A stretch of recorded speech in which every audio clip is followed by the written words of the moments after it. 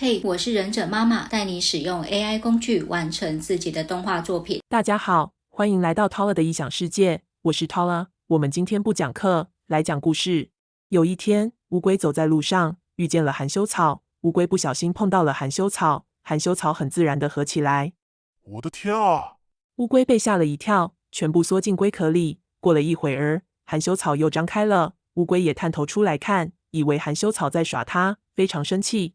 可恶，耍我！乌龟气到脸红红，连太阳都有一种不祥的预感，开始抖了起来，冷汗直流。接着，乌龟就咬了含羞草一口，结果，哎呀呀！嘴唇被含羞草的刺刺到了，刺还残留在乌龟的嘴唇上。没错，含羞草有刺。乌龟急忙奔向兽医诊所找医生求救。